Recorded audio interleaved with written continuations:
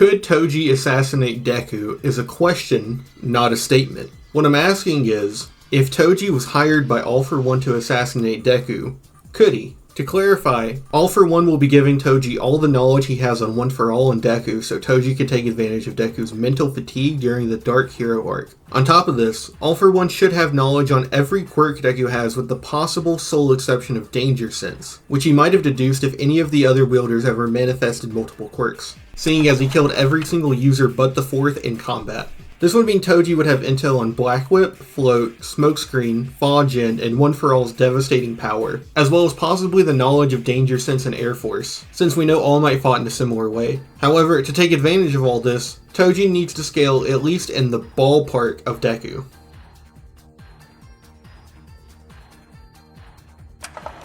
Toji is stated to directly be equal with fully realized Maki in the manga, and this Maki is considered to be one of the strongest amongst the Jujutsu High Sorcerers, and even fought Sukuna on multiple occasions, albeit while nerfed. To put bluntly, he massively outscales the Disaster Curses, which he directly showed by bodying Dagon inside his domain, which should give Toji access to those city to island level calcs someone like Mahito could scale to, but unlike Mahito, actually does scale to special grade sorcerers, as he could almost kill Geto, which was only a mercy given because of how Cursed Spirit manipulation works. Could almost kill Gojo with Prep if he didn't have an awakening. And Maki somewhat outperformed Yuta against Sukuna, noted to be the first to place a roll on him, and that Yuta was, in comparison, an appetizer to the flavor she presented Sukuna. This could possibly give Toji country level physicality based on the statements of special grade sorcerers being able to overthrow nations. However, this is only being mentioned because he's fighting someone drastically stronger than him, since this is somewhat disingenuous scaling.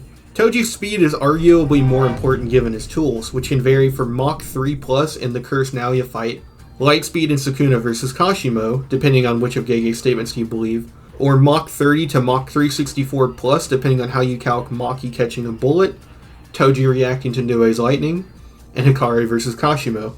To oversimplify, Maki's bullet calc is more reasonable for the lower tiers and lightning timing is more consistent for the top tiers, with Toji being a relevant character in what has been officially announced as the final arc of Jujutsu Kaisen.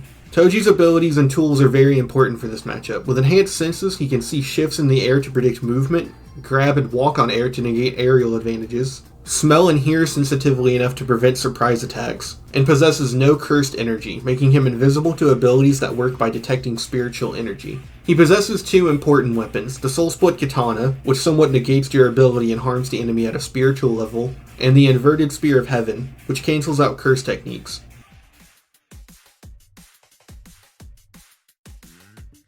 Thankfully, Deku is incredibly simple to scale, as he at bare minimum shares percentages with the weakened All Might we see in the story, who could cause a mountain to country level storm, meaning 45% Deku is consistently more powerful than Toji. His speed is thankfully rather simple, as Deku dodged automatic gunfire at 5 or 30% similar to Maki, Blitz negates bullets at what has been calced as sub-relativistic, or scales to weakened, suppressed, nerfed All Might who could dodge nitroglycerin explosions at nearly 1% the speed of light, making Deku likely on par with or much faster than Toji as well. Finally are his abilities, all or most of which All For One would explain to Toji in this scenario. Plus Ultra is an equivalent to the real-life phenomena of hysterical strength, which based on our muscle usage can act as a 125% level of One For All, which One For All acknowledges by saying a wounded hero is the most dangerous. Air Force is the use of air pressure, condensed and targeted with Hatsume's gloves, acting as ranged projectiles, or used by All Might for the Oklahoma Smash. Black Whip is a stretchy whip that can be used to brace Deku's arms when he uses 100% of One For All or capture and restrain his enemies. Float allows Deku to hover in the air, and Smokescreen allows Deku to produce a cloud of purple smoke that obscures his enemy's vision, and unfortunately his own. Danger Sense is able to sense negative intent coming towards Deku, but only what Deku or the attacker perceive as threats, as Shigaraki viewed the students to be so inconsequential they weren't setting the ability off, and Toga didn't activate it either when she attacked Deku since she was trying to hurt him with nothing but love in her thoughts. Fajin gives Deku the ability to store kinetic energy, which can be stockpiled to 55% of One For All, but does need to be built up using repetitive actions.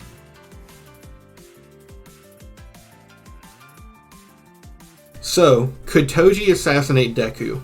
In straight hands, they might be able to swap, but Deku is consistently stronger and faster and with more abilities. meaning if Toji tries squaring up, he's getting Toji'd again. However, we do see in hidden inventory he abused the fact that Gojo would be suffering from cursed energy burnout, which means if he waits to attack Deku until after his fight with Nagant, he can take advantage of physical and mental fatigue. On top of the fact that All For One has several goons, Toji might use them like how he used the flyheads at Jujutsu High. Unfortunately though, Deku would still likely perceive Toji coming towards him since Toji's invisibility to cursed energy detection isn't the same thing as having no harmful intent. If Deku tries to use Smokescreen, Toji could just see the shifts and gas around him to tell where he is. And since Toji would know Fajin's build-up requirements, would try to keep Deku on the move with no pauses. Deku might be able to restrain him with Black Whip, but if he verse equalized, the inverted Spear of Heaven could keep it away. And even without verse equalization, the Soul Split Katana could likely destroy Black Whip permanently.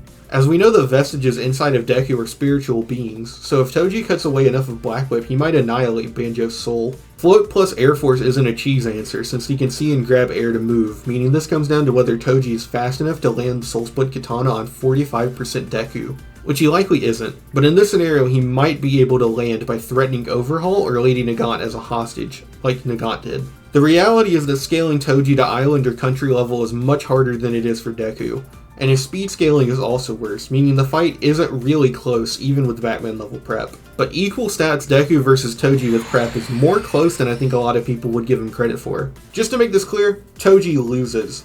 If you think Toji could win, tell me why in the comments. If you have your own video on the topic, tell me so I can react to it on stream. Bye.